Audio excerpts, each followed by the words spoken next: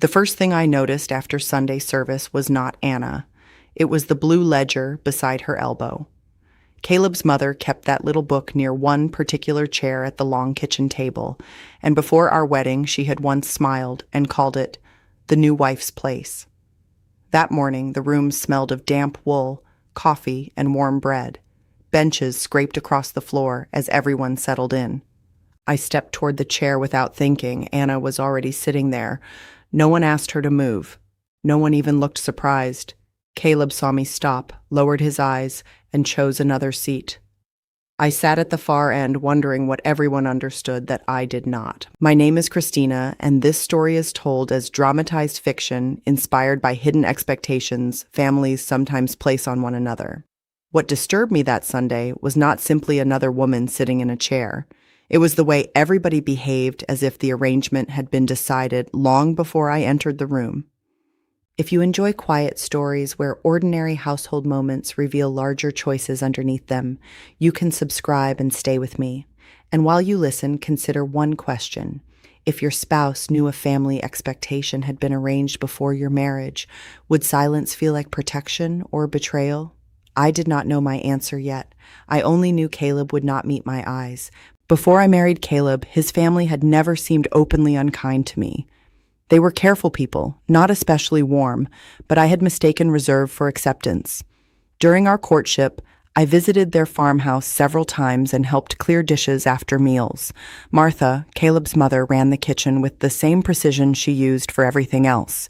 She knew which bills were due, which customer had not paid, and which relative needed help that week.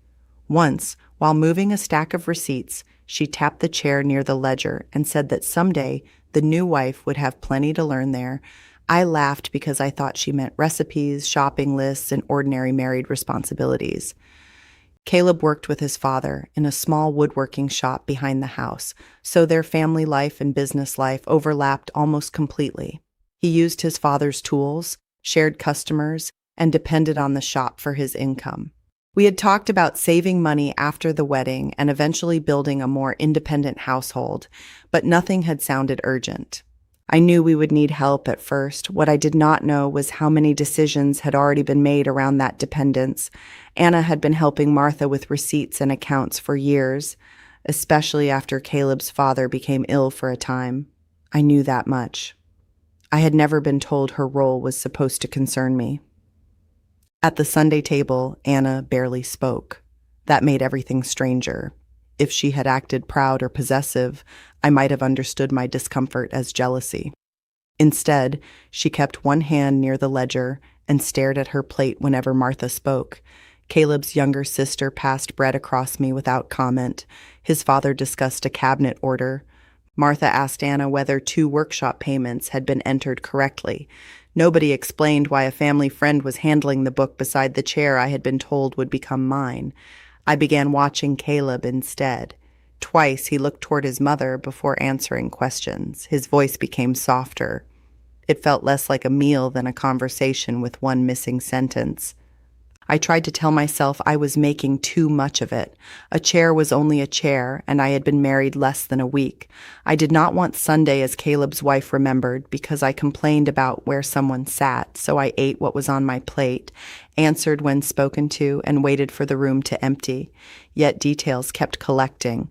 Martha handed Anna 3 receipts before leaving the table. Anna placed them inside the blue ledger without asking. When she stood, she carried the book with her. Caleb watched her take it. Then he looked at me, almost as if he expected a question. That look bothered me more than anything Martha had done. On the buggy ride home, I waited until the farmhouse was behind us before speaking. The road was wet from morning rain, and the wheels made a steady sucking sound through the soft ground. I asked Caleb one simple question. Why had Anna been sitting in the place his mother once said would be mine? He did not laugh or tell me I had misunderstood. He kept his eyes ahead and said his mother needed time before changing household responsibilities. The answer made my confusion sharper. I told him I had not asked about responsibilities. I had asked about the chair. He rubbed his thumb along the reins and said very quietly that the 2 things were connected. That was the first moment I understood the Sunday meal had not been accidental. I still did not know what the blue ledger contained, why Anna had been told to keep it, or what Martha expected from me before anything changed. But Caleb's answer removed the safe explanation. There had been a reason for the arrangement, and he knew enough to recognize it.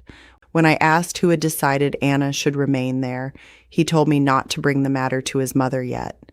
He wanted to speak with his parents first. I remember thinking that if there was nothing unusual to explain, there should have been nothing to prepare them for. That question followed us home. That evening, Caleb did not speak to his parents, at least not while I was with him. We ate supper in our small rooms above a storage shed near the workshop, and he kept finding reasons to delay the conversation. He checked a loose hinge, counted boards for the next morning, and finally said his father was tired. I watched him move around the room and realized how his life ran through that property. Our stove had come from his parents. The bed had been built in their shop. Even the horse we used belonged partly to the business. I had known we were dependent. I had not understood how dependence could shape what a husband was willing to say. The next morning, Martha arrived before breakfast with a basket of folded linens. She behaved as though Sunday had been ordinary. She asked whether I had enough flour, whether the stove drew properly, and whether Caleb had remembered a delivery. Then she mentioned that Anna would continue helping with the books for a while. Her tone was casual, almost practical. I asked what that had to do with me. Martha smiled, but not warmly, and said every household needed to learn its rhythm before responsibilities changed hands. I remember the exact phrase because it sounded reasonable until I tried to understand what it meant. No one had told me that marriage came with a waiting period inside this particular family. Before the wedding, Martha had spoken often about work, but never about permission. She said I would probably help with meals on busy weeks and perhaps learn the accounts if I wanted. She talked about supporting Caleb while he built a steadier place in the workshop. None of those conversations sounded like conditions. They sounded like the ordinary exchange of labor that kept a family running. Looking back, the danger was not in any single request. It was in the fact that everyone around me seemed to know which expectations were optional and which were not. I had entered marriage believing those decisions would belong to Caleb and me. His family seemed to believe some had already been settled. Anna complicated my feelings because I could not make her fit the role I first imagined. She was not flirtatious with Caleb, and he did not seek her attention. She was several years older than I was and had spent much of her time helping Martha after Caleb's father became ill. People trusted her because she remembered details. She knew which customer still owed money, which cupboard held old receipts, and which relative had borrowed from the family account. In another situation, I might have admired her competence. Instead, every time I saw the blue ledger in her hands, I felt as though she had been given instructions about my marriage that I had never been allowed to read. Caleb finally spoke with his parents 2 days later. He returned from the workshop after dark with sawdust on his sleeves and a face that told me the conversation had not gone well. I asked what they had said. He answered that his mother did not want things changed too quickly. I asked what things meant. He listed accounts, household purchases, workshop expenses, and support for his parents as they grew older. Then he stopped. I asked whether any of those decisions required my earnings. He said we had not reached that point yet. That answer frightened me more than a direct yes would have, because it suggested there was a point waiting for us somewhere ahead. I told Caleb I was willing to contribute to our marriage. That had never been the problem. I had sewn for families before we married and expected to keep doing some paid work. I also expected to help when his parents needed us. What I could not understand was why those choices seemed connected to whether his family treated me as fully present. Caleb tried to explain that his mother saw the ledger as part of managing the household, not as a symbol. But if it was only a book, I asked, why had Anna been told to keep it after the wedding? He had no answer. He looked toward the window and said his mother had her reasons. The first sign that this arrangement had affected another woman came from Caleb's sister, Ruth. She visited me while I was mending one of Caleb's work shirts and asked, without looking up, whether Martha had talked to me about the accounts. I said no. Ruth pressed her lips together and threaded a needle she did not need. Then she told me Anna had once expected to stop keeping the books after a different family change, but Martha had asked her to continue. Ruth would not explain further. She only said, "Mother likes things settled before she lets them change." The sentence was mild, but it made the room smaller. I was beginning to understand that Sunday had been a message. By the end of that week, I stopped asking who should sit in one particular chair. The chair was becoming the least important part. What mattered was the chain around it. The ledger, the workshop, Caleb's dependence, Anna's strange position, and Martha's insistence that change required her approval. I still did not know whether there was a formal agreement, a family promise, or simply a set of assumptions everyone had accepted except me. But I knew one thing with certainty. The people around me were not waiting to see what kind of wife I became. They were waiting to see whether I would fit into an arrangement that had existed before I arrived. The question I finally asked Caleb was almost embarrassingly small. I did not ask him to choose between me and his mother. I did not demand the ledger or threaten to stop helping anyone. I asked whether he believed I had the right to know what expectations had been attached to our marriage before I agreed to it.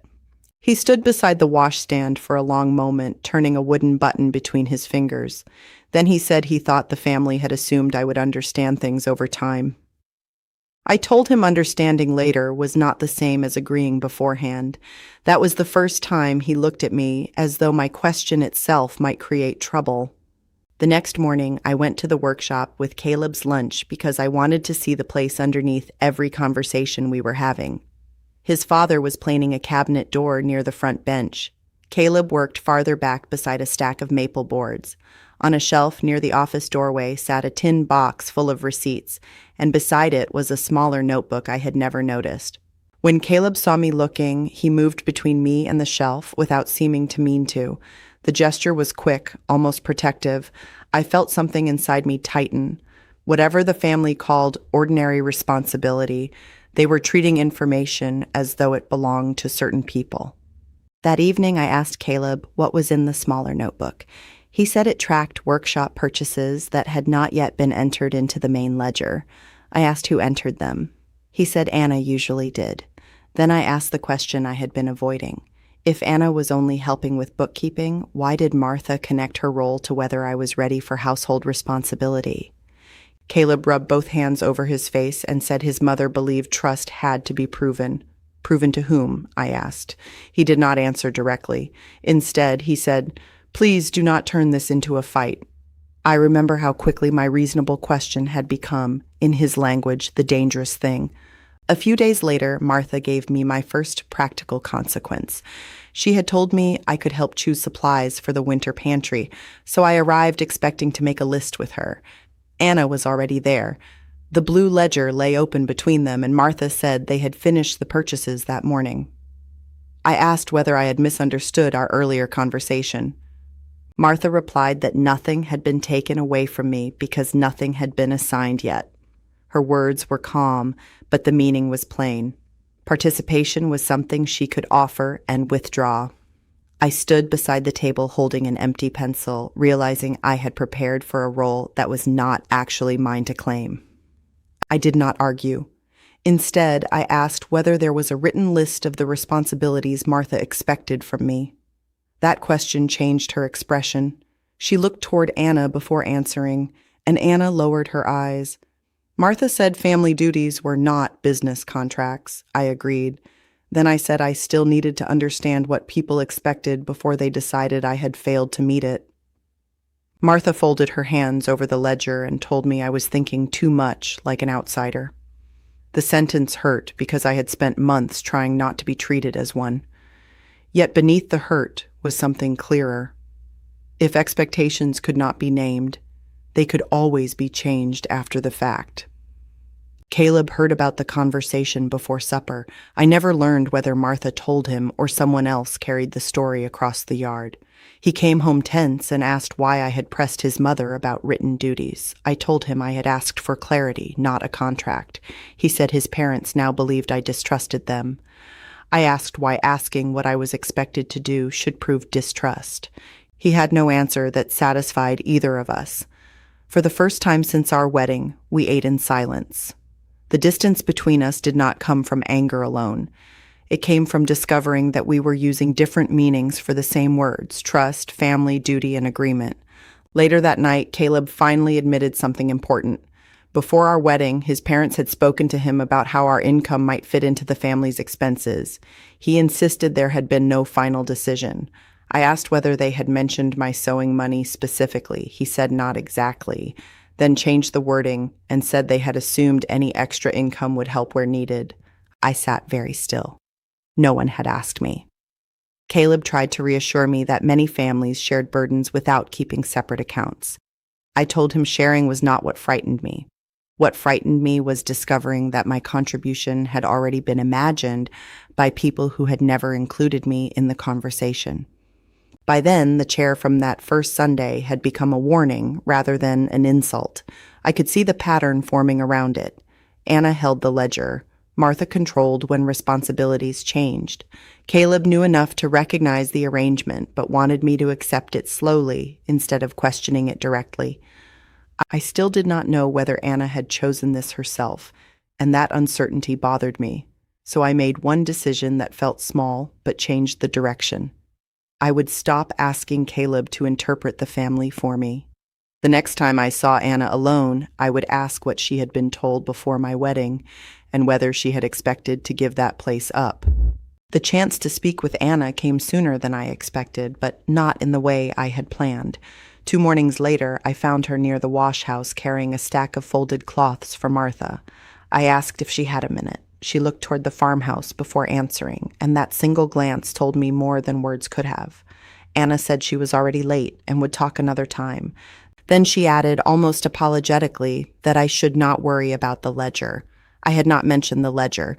I stood there after she left, realizing that my questions were already traveling ahead of me. By afternoon, Martha was different with me. She did not accuse me of anything, and that made the change harder to challenge. She simply stopped including me. When she sent Ruth into town for lamp oil and flour, she did not ask whether I needed supplies. When she prepared a list for winter purchases, my name was nowhere on it. I told myself it was temporary, but the pattern was too neat. Every small privilege that had once been described as part of married life could now be withheld without anyone calling it punishment. Nothing dramatic happened. No one raised a voice. I was simply being moved farther from the decisions that affected me. Ruth noticed before I said anything. She came by with a basket of apples and watched me sort them at the table. After a while, she asked whether I had spoken to Anna. I said I had tried. Ruth shook her head and told me not to push too hard in front of Martha. Her warning was careful, almost coded. She said Anna had learned years ago that being useful kept peace better than asking who should make decisions. I asked what she meant, but Ruth changed the subject. She began talking about canning jars as though she had said nothing important. That was when I understood other women had learned to speak around Martha rather than directly. The first real cost arrived through my sewing work. A neighbor paid me for mending several dresses, and I placed the money in the small tin where Caleb and I kept our household cash. That evening, Caleb mentioned that his mother had already counted part of my sewing income toward a larger family purchase. I asked how she knew what I had earned. He said he had mentioned it at the workshop. I stared at him, not because the amount was large, but because the decision had been made without me. Caleb insisted nobody had taken the money. I told him that was not the point. They were planning with it before I had even decided what it was for. When I brought the matter to Martha the next morning, she remained calm. She said every household worked better when everyone contributed where needed. I agreed with that. Then I asked who had decided what where needed meant. Martha's eyes hardened slightly, though her voice stayed even. She said Anna understood the system because she had been part of it long enough. That answer brought us back to the same hidden standard.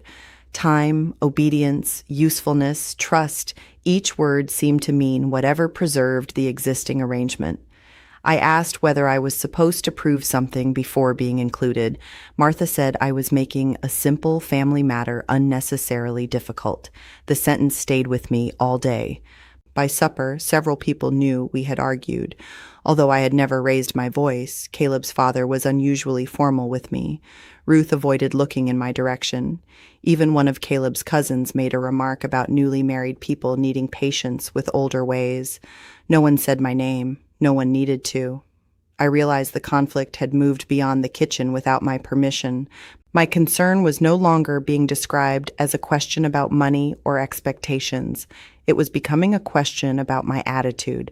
That shift frightened me. Once people stopped discussing what I had asked and started discussing what kind of person would ask it, there was no simple answer I could give.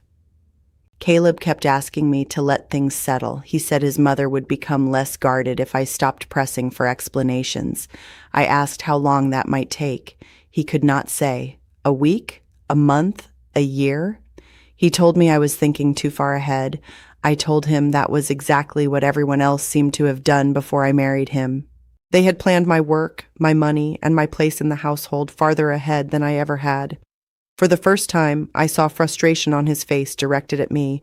He wanted peace so badly that my refusal to pretend peace existed had begun to feel like the problem. That evening, Caleb told me his father wanted all four of us to meet in the workshop office after supper the next day.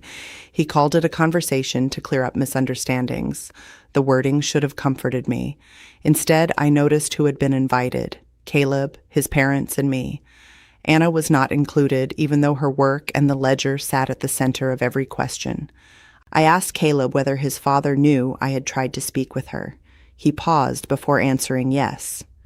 Then he added that his mother thought it better if Anna stayed out of it. I understood that the family was no longer reacting to my questions. They were organizing around them. The workshop office felt smaller with 4 people inside it. Caleb's father sat behind the desk where invoices were usually stacked, while Martha took the chair beside him. Caleb stood near the door until his father told him to sit. I noticed the blue ledger was not there. That absence felt deliberate. Caleb's father began by saying nobody wanted conflict so soon after our wedding.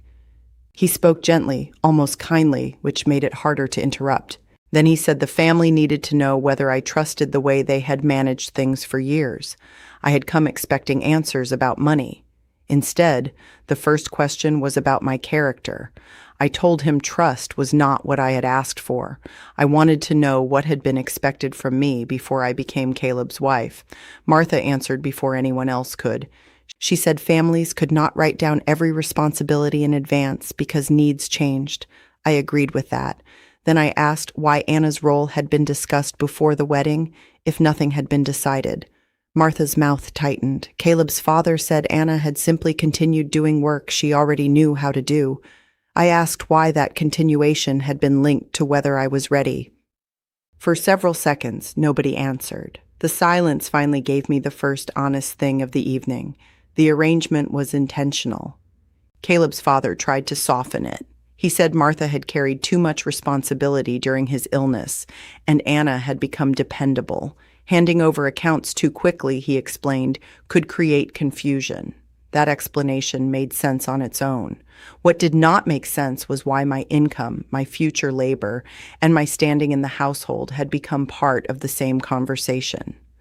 I asked whether anyone had expected Anna to replace me as Caleb's wife. Martha looked almost offended.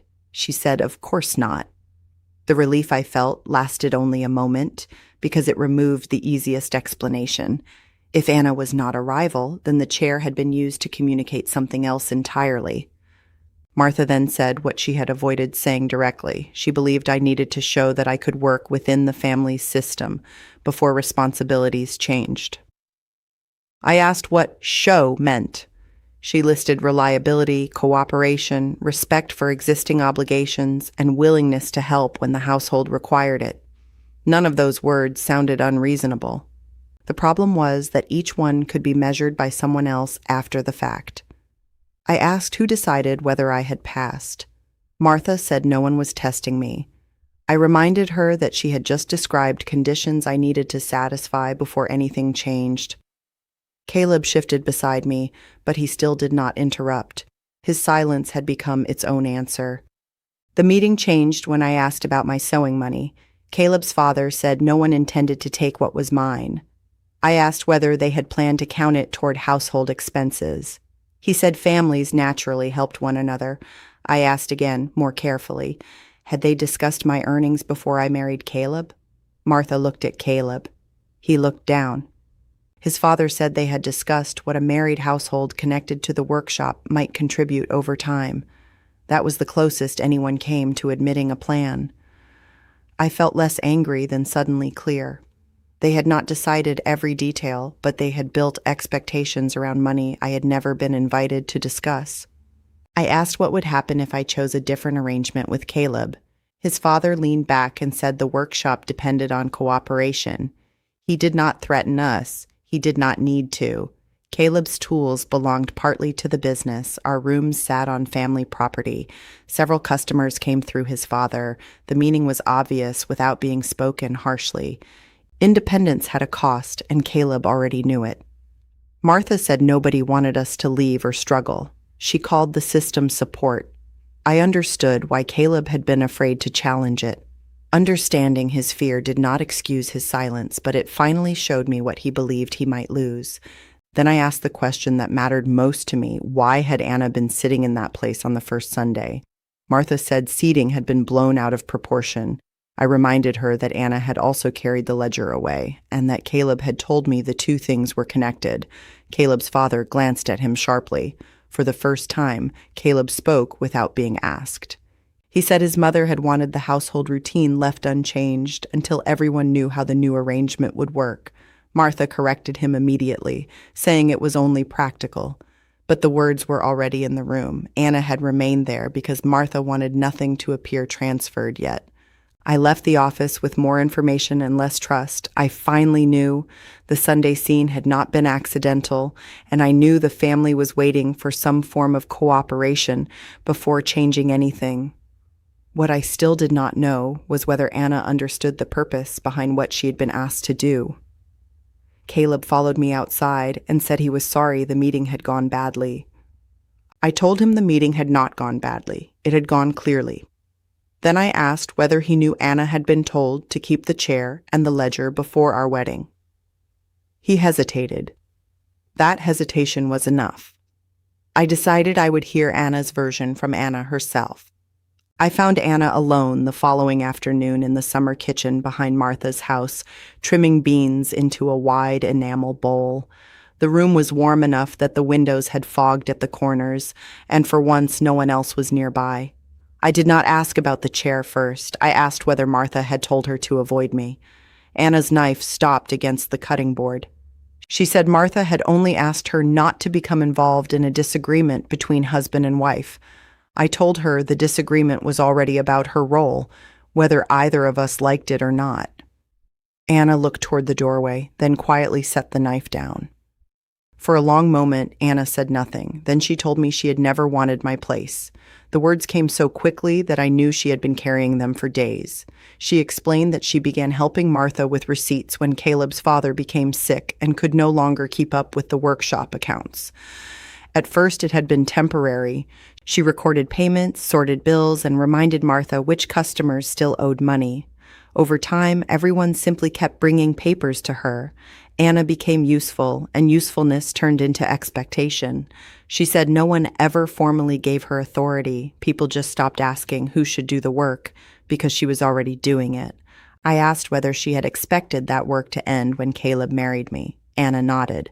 Before the wedding, she had told Martha that the accounts should probably be handed over gradually, or at least divided differently once I joined the household. Martha had told her there was no reason to rush. Anna assumed that meant I had already discussed it with Caleb. She even believed I knew she would continue for a while. I stared at her because the explanation was so ordinary and so damaging at the same time. Two women had been placed on opposite sides of an arrangement neither of us had designed, while each was allowed to believe the other understood it. Then I asked about the first Sunday. Anna's face changed before she answered. She said Martha had specifically asked her to sit where she usually sat and keep the ledger beside her until the meal was finished. Anna had questioned it because she knew I had once been shown that place, but Martha told her changing everything at once would create confusion. Anna said she believed I had been warned. That was why she could not look at me when I approached the table. She had thought my discomfort came from accepting something unpleasant, not from discovering it for the first time. The humiliation I had assigned to Anna suddenly belonged somewhere else. I wanted to be angry with her, but anger became harder once I saw how carefully she had been managed too. Anna told me she had spent years making herself easy to rely on because refusing work created questions she did not want to answer. During Caleb's father's illness, her help had mattered. Later, the same work became part of how Martha kept the household organized. Anna said she did not feel trapped exactly, but she had learned that stepping away from a duty could be treated like abandoning people. That sentence stayed with me. Martha did not always need commands. Sometimes expectation did the work more quietly, especially when everyone feared appearing selfish. As we continued cutting beans, Anna showed me how the ledger was organized. Most pages were ordinary: flour, feed, timber, hardware, payments from customers. Then she pointed to several entries where household expenses and workshop expenses crossed into the same columns. Caleb's name appeared beside recurring amounts, sometimes with notes about future support. Anna said she had never understood all the conversations behind those entries. She only recorded what Martha or Caleb's father gave her. I asked whether my name appeared anywhere. Anna shook her head. That should have reassured me. Instead, it raised a harder question. If my name was absent, why had everyone already been speaking as if my income belonged inside the same system? Anna hesitated before answering that. She said there was one page I needed to see, but she was not sure whether showing it would cause more harm than withholding it. I told her harm had already come from people deciding what I should know. She opened the ledger near the back and touched a folded sheet tucked beneath the cover, but she did not remove it yet. Her hands were unsteady. She said Martha had once described the page as a planning note for Caleb's future household. Anna had never considered it unusual because families often discussed responsibilities informally. What troubled her now was that I clearly had never seen it, while Caleb seemed to know it existed. I did not ask her to hand me the page immediately. I needed a moment to understand what had changed. Until then, I had been trying to learn why another woman had occupied a chair. Now I knew Anna was not the person standing between me and my place. She had been used to preserve an arrangement while everyone waited to see whether I would accept it. The question had shifted again. It was no longer why Anna remained beside the ledger. It was what Martha believed had to happen before anything could change, and what Caleb had already been told about that expectation. Anna finally unfolded the page and turned it toward me. The page was not a contract. That mattered immediately. It was a handwritten planning sheet, folded twice, with Caleb's name at the top and several notes beneath it. Some were ordinary: timber payments, help with his parents' expenses, repairs to the workshop roof. Farther down, though, the language changed. There were references to future household income, care when needed, and amounts beside Caleb's name that clearly assumed another adult would contribute. My name was nowhere on the page. Neither was any signature. I read it twice before looking at Anna. She said quietly that this was why she had hesitated. The paper did not prove I had agreed to anything. It proved other people had planned as if I would. I asked Anna when the page had been written. She could not give me an exact date, but remembered seeing it months before the wedding because Martha had asked her to copy workshop figures onto it. That detail changed the shape of everything. Until then, I had been telling myself the family was improvising after I arrived. The folded page suggested something different. They had been imagining my future contribution before I became Caleb's wife. Anna assumed Caleb knew because some amounts came from conversations between him and his father. She did not know what Caleb had promised. She only knew the planning had begun long before anyone asked what I wanted. I kept returning to one line about care for Caleb's parents as needed. Helping aging parents did not frighten me. I had expected family obligations, and I would have chosen many of them willingly. What disturbed me was how duty, money, and belonging had been woven together without a conversation. Anna explained that Martha had spoken as though the responsibilities would become clearer after the wedding. I asked whether she had heard Martha say, "I must accept them before household roles changed." Anna shook her head. Not in those words. Then she added something more important. Martha had said there was no reason to hand over the ledger until she knew I would fit the way things are done. That sentence finally gave the Sunday chair a meaning I could understand. It had not been reserved for Anna because anyone thought she belonged beside Caleb. It had been kept unchanged because Martha did not want the household to look as though authority had passed to me before I accepted the expectations attached to it. The chair, the ledger, and the shopping list were pieces of the same message. I had treated them as separate insults. They were actually leverage. If I cooperated, perhaps the roles would shift. If I questioned the system, the family could say I had not earned their trust. Nothing needed to be stated openly because the arrangement itself reminded me who controlled the terms. I asked Anna who benefited from keeping things that way. She looked uncomfortable, and I understood why. The answer was not as simple as saying Martha wanted power. Martha also depended on a system she had built during years of illness, work, and uncertainty. Caleb's father benefited because workshop and household finances stayed coordinated. Anna benefited in a smaller, more troubling way because remaining useful protected her from blame for stepping away.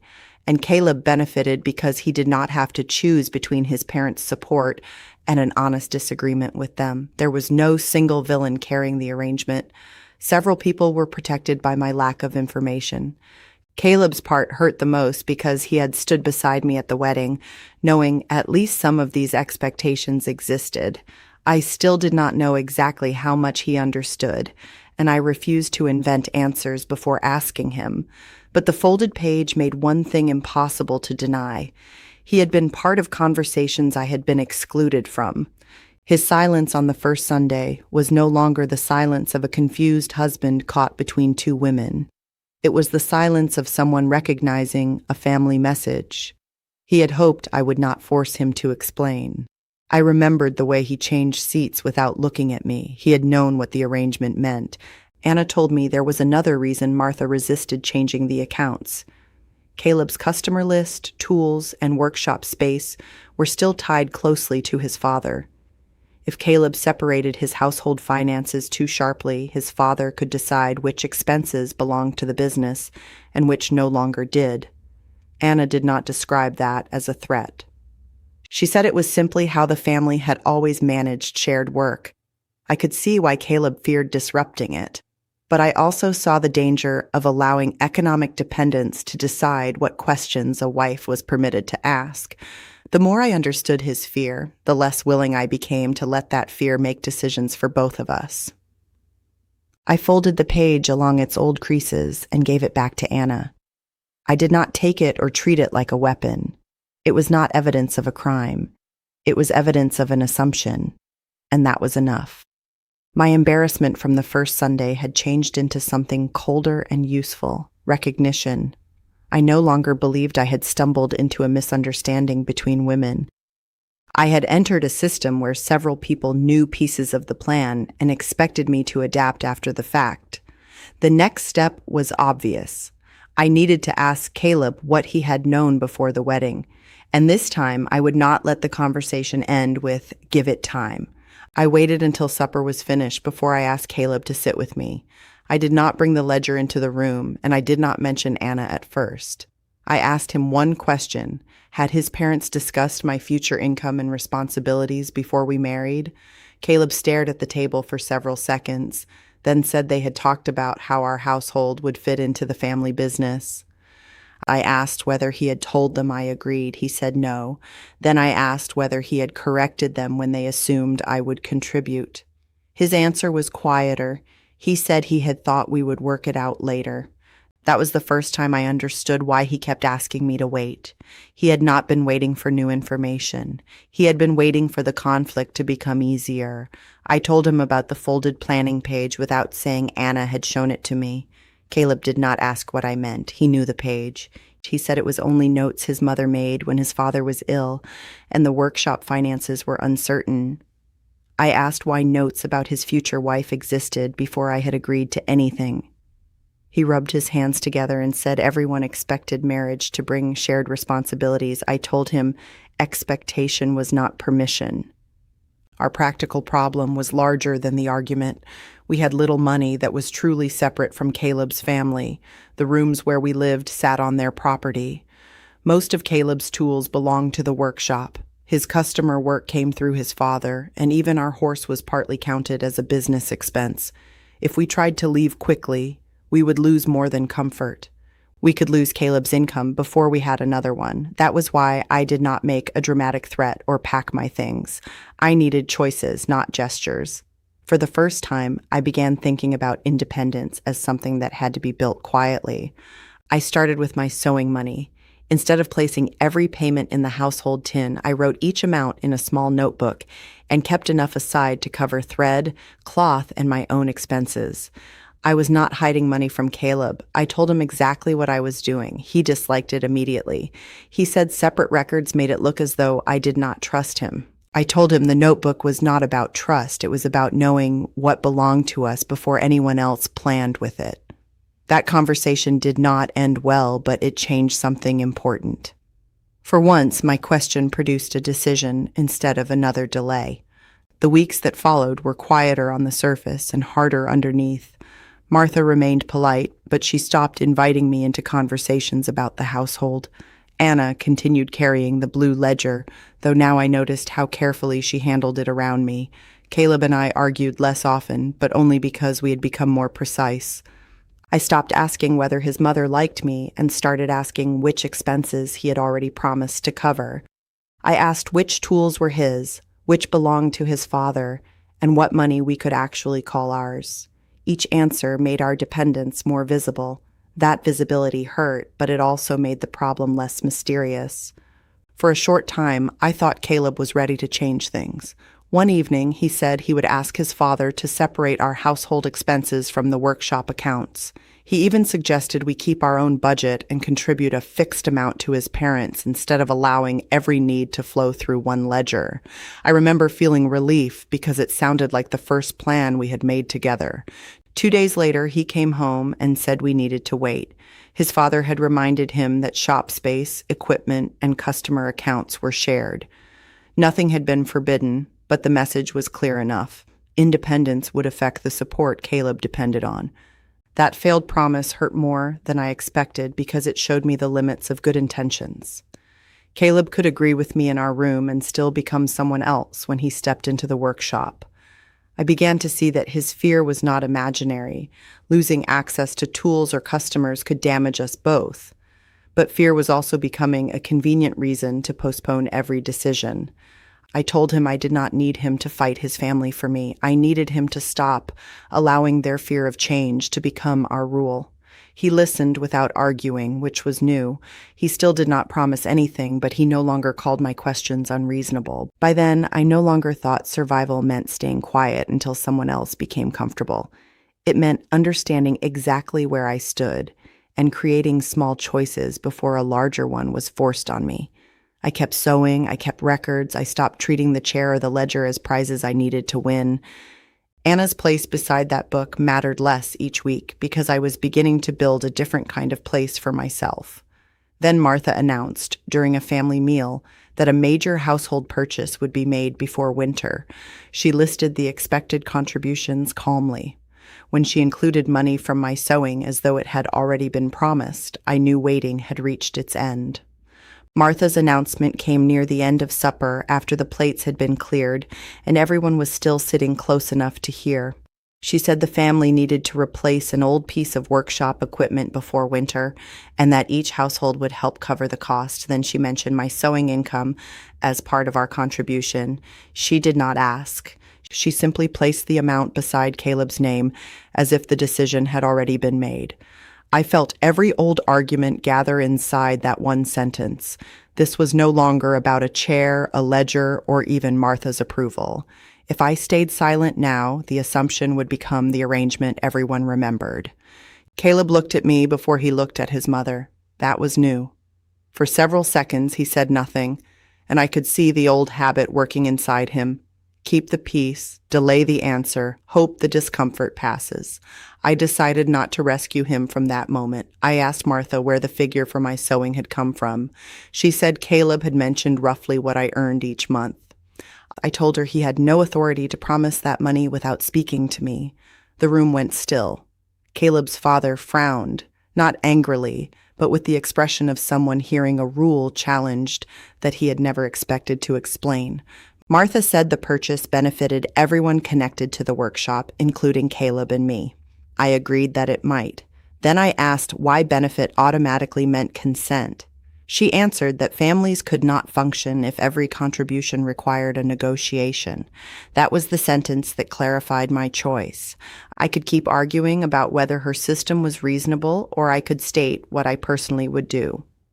I told her I would not contribute sewing income to this purchase unless Caleb and I first agreed on our own budget. I also said we would decide together what amount, if any, we could offer. My voice shook slightly, but the words did not. Caleb asked if we could discuss it later at home. I told him we could discuss our budget at home, but not whether my answer counted. Martha said I was making a family matter public.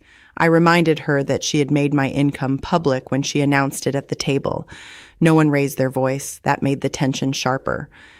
Caleb's father asked whether I understood that refusing could affect how workshop expenses were shared. I said I understood there could be consequences. What I could not accept was a system where consequences were used to turn assumptions into agreements. For the first time, Caleb did not tell me I was thinking too much. Anna was sitting 2 places away, quiet as she had been on that first Sunday.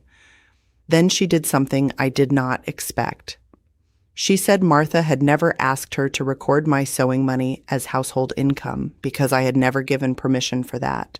Martha turned toward her sharply. Anna did not argue further. She only repeated that the ledger contained plans and payments, not my agreement. Hearing that from her changed the room. Until then, Martha could treat my objections as resistance from a new wife who did not understand the system.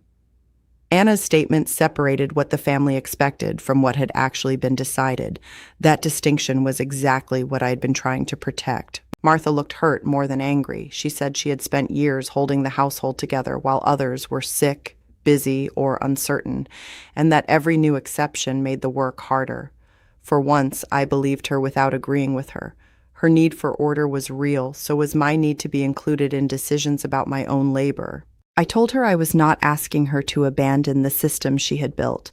I was asking her to stop placing me inside it without my consent. Caleb's father said nothing after that. He looked toward Caleb, and I understood the next decision would no longer belong only to Martha and me. Caleb stood up from the table and walked outside. A few months earlier, that would have frightened me into following him immediately. This time I stayed seated. I had spent too long allowing his discomfort to determine how far I could speak.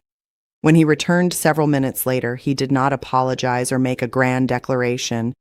He simply said that my sewing income would not be counted toward the purchase until we had made a budget together. His father asked whether that meant Caleb was changing the family arrangement. Caleb answered that it meant he was finally separating what had been discussed from what we had actually agreed. The sentence cost him something the moment he said it. The immediate consequence came the next morning. Caleb's father told him that if he wanted separate household decisions, some workshop expenses would also need to be separated. Certain tools, deliveries, and customer costs would no longer be absorbed automatically by the family business. Caleb came home angry, but not at me. He said he should have dealt with this before we married. That was the first time he named his own delay without calling it patience. We still did not know what independence would cost us, and Martha's system had not disappeared, but neutrality was gone. The next question was what Caleb had known before the wedding and why he had let me enter the arrangement uninformed. Part 10. Caleb told me the full truth 2 nights after the workshop expenses changed. We were sitting at our small table with the new budget between us when I asked the question I had delayed for weeks. What exactly had his mother discussed with him before our wedding? This time he did not tell me to wait. He said Martha had spoken about household contributions months earlier, including help for his parents, workshop costs, and the assumption that his future wife would bring some income of her own. Caleb insisted he had never promised a specific amount, but he admitted something worse. He had allowed his parents to believe he would persuade me after the wedding. I asked why he had never told me. Caleb said he thought the expectations were flexible and that once we were married, we could decide what made sense. I asked why he had not corrected his parents before then. He looked down at the budget and said he was afraid that challenging them would make his father question whether he was ready to run part of the workshop. That answer was not dramatic, but it explained months of hesitation. He had not hidden another woman from me. He had hidden a conflict he feared would cost him his place in the business. In trying to avoid choosing, he had made the choice for me. The chair from that first Sunday finally made sense after that conversation. Martha had not placed Anna there because she believed Anna belonged beside Caleb. She had asked Anna to remain in the familiar position because changing the seating, the ledger, and the household routine would signal that authority had shifted. Martha wanted that shift delayed until she knew whether I would accept the system she had built. Anna had been a visible piece of an older arrangement. I had mistaken the symbol for the cause. The real issue was never which woman sat beside the ledger. It was who had the power to decide when I counted as part of the household decision-making. I later asked Martha about it directly. She did not offer a perfect confession, and I am glad now that she did not, because the truth was more complicated than one cruel plan. She said she had kept Anna in place because the household had survived years of illness and uncertainty through routines she trusted. She believed changing too much at once would threaten stability. When I told her the arrangement had made me feel tested without my knowledge, she said that had never been her intention. I believed she did not see herself as testing me. I also believed intention did not erase the fact that she had created conditions I was expected to satisfy. Anna's part became clearer too. She had believed I understood the arrangement because Martha spoke as though the transition had already been discussed. I had believed Anna was deliberately occupying something that belonged to me. Both of us had been allowed to carry the wrong version because our misunderstanding protected everyone who preferred not to explain the real conflict. Once Anna understood that, she stopped treating the ledger as something she had to preserve for the family's sake. She finished the accounts she had already begun, then returned the blue book to Martha. She did not hand it to me. That mattered. I did not need to inherit Anna's old role to prove that my marriage was real. The practical cost arrived quickly. Caleb's father stopped covering several workshop expenses automatically, and Caleb had to pay for some materials from his own earnings. A few customers remained with his father instead of being passed to him. We had less money for several months and postponed plans we had made for the house. There was no satisfying public moment when everyone admitted we had been right. Martha remained convinced that separate finances made family life unnecessarily difficult. Caleb's father remained cautious about giving him more control in the shop. Independence did not feel like victory. It felt like learning exactly what support had been costing us and deciding which parts we could no longer accept. What changed most was Caleb. He did not become a different man overnight, and I would not tell the story that way. He began with smaller corrections. Before agreeing to help his parents financially, he asked me what we could manage. Before promising workshop time, he checked what we had already planned. When his mother assumed something on our behalf, he answered before waiting for me to object. Those actions did not erase what he had hidden. They did show me that he finally understood the difference between preserving peace and transferring the cost of that peace to his wife. Trust returned slowly because it had to be rebuilt in ordinary decisions, the same place it had first been damaged. Months later, I sat in Martha's kitchen again after Sunday service. The same table was there, but the meaning had changed. Anna sat wherever there was room. The blue ledger rested near Martha, not beside a chair waiting for a successor. No one announced that anything had been resolved. There was still distance between Martha and me, and some subjects remained careful. But I no longer watched the chairs to learn where I belonged. I finally knew why another woman had been sitting in my place that first Sunday. The family had been preserving an arrangement they expected me to enter before anyone had asked whether I agreed. The chair had only made that hidden expectation visible. By the next spring, our life looked smaller from the outside and steadier from within. Caleb still worked near his father, but our household money no longer disappeared into assumptions before we discussed it. We kept our own budget, paid a clear share toward agreed expenses, and learned what we could afford without asking anyone else to define it for us. Martha and I remained polite. We could prepare food in the same kitchen and talk about weather, work, or family without reopening every disagreement. But the easy closeness I once imagined never arrived. I stopped measuring the outcome by whether she finally approved of me. That had been part of the old problem. Caleb changed in ways that were less dramatic than an apology and more useful than one. When his father asked for money, he came home before answering. When his mother volunteered our time, he corrected the plan himself. If he did not know what I wanted, he asked instead of guessing. Those habits mattered because the original wound had not been one cruel sentence. It had been his willingness to let other people build expectations around me while he stayed quiet. I could forgive fear more easily once he stopped using fear as a reason to postpone honesty. Trust returned through ordinary decisions, slowly enough that I noticed each one because I had learned what silence could cost. Anna and I never became the kind of friends who shared everything, but something honest grew between us. She had carried the ledger for years, because usefulness had become part of how she kept peace.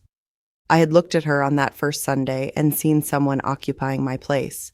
Later, I understood that she had also been carrying a role other people were reluctant to question. Once she returned the book to Martha, she seemed lighter around me.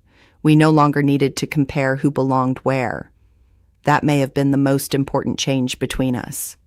Neither of us had to be another woman's replacement in order to have dignity inside the family. There were still consequences. Caleb lost some advantages in the workshop, and we postponed plans because separate choices meant separate costs. Martha continued to believe that system had been efficient, and perhaps from her position, it had been. What she never fully accepted was that efficiency for one person can become uncertainty for another when the rules are never explained. I no longer needed her to agree with that sentence for it to be true in my marriage.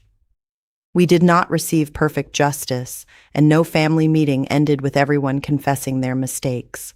What we gained was narrower and more durable, fewer hidden assumptions, clearer decisions, and the right to know what we were being asked to carry. Years later, I can still picture that first Sunday more clearly than many happier meals.